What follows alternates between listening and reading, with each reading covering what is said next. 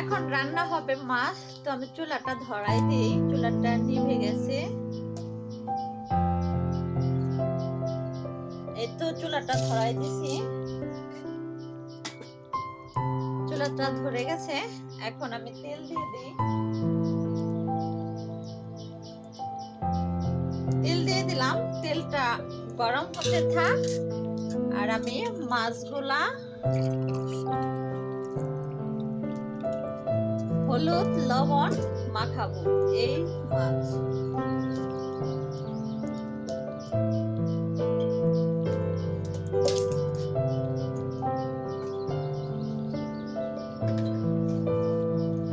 আমি লবণ দিয়ে দিলাম, তারপর দিয়ে দেব হলুদ। এখন মাখবো হাত দিয়ে, একটু পানি। এটা কিন্তু ডান হাত দিয়ে রান্না হচ্ছে, আবার অনেকে বা হাত ভাববেন না। তো তেলটা গরম হচ্ছে, তার জন্য একটু অপেক্ষা করতেছি। তেলটা ভালোভাবে গরম না হলে মাছ দিলে মাছটা পুড়ে যায়।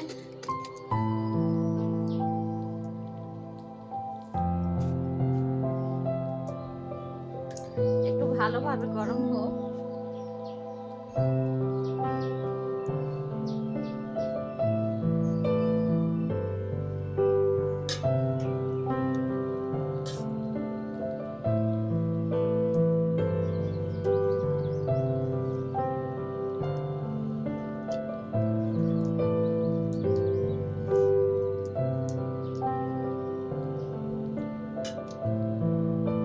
এখন দিয়ে দিই, তেলটা গরম হয়ে গেছে, মাছটা দিয়ে দিব।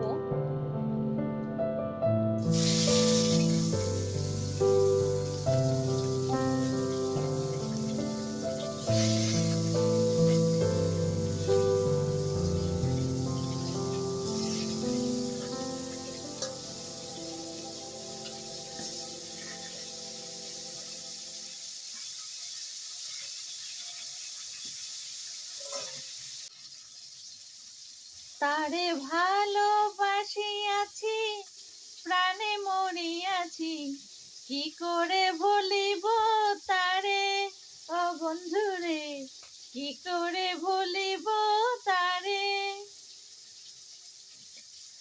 তো মাছটা ভাজা ভাজা হচ্ছে, তো মাছটা এখন আমি উল্টিয়ে দিব।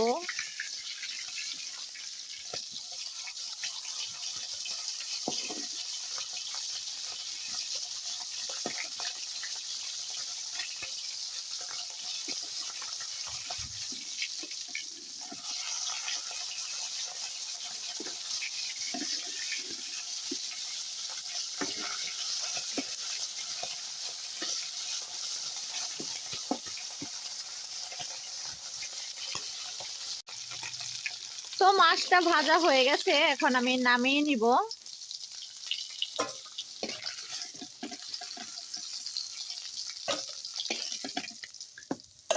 এখন এর ভিতরে আমি পেঁয়াজ আর মরিচ দিয়ে দিলাম।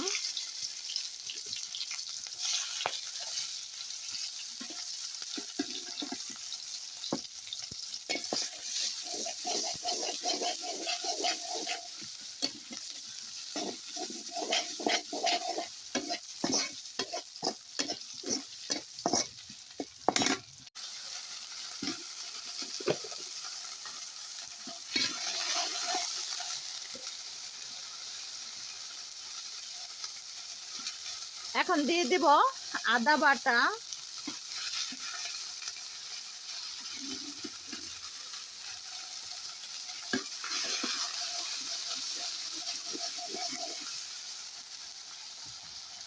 তারপর দিলাম হলুদ,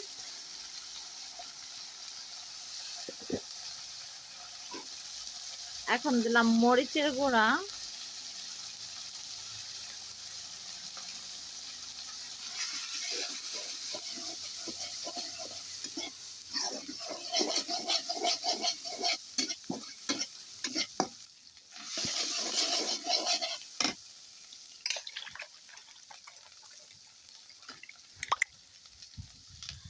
এখন দিয়ে দিব সবজি।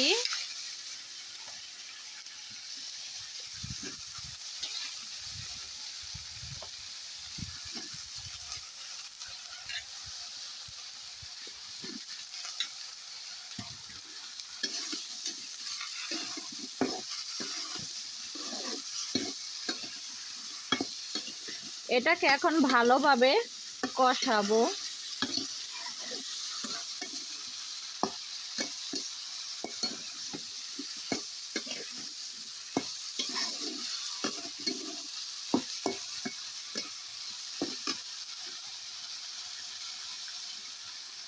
লবণ দিছি কিনা আমার মনে নাই,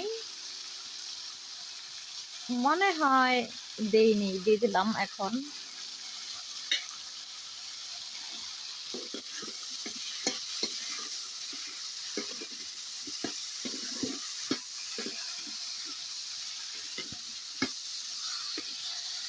তো সবজিটা কষানো হয়ে গেছে, এখন আমি পানি দিয়ে দিব।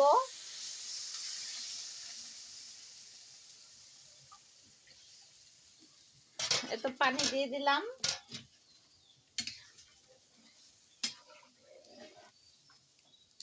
এখন মাছগুলাও দিয়ে দিব।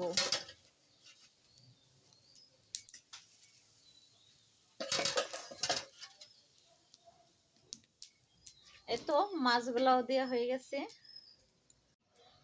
এখন দিব ধইনা পাতা। ধইনা পাতাগুলো আমি বেছে নিচ্ছি সুন্দর করে। তো তরকারিটা হয়ে গেছে, এখন আমি ধইনা পাতা দিয়ে নামিয়ে নিয়ে আসবো। এই হচ্ছে ধইনা পাতা।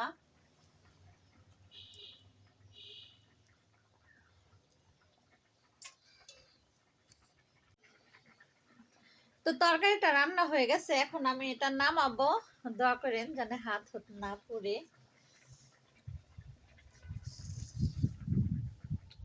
এই তো হয়ে গেছে।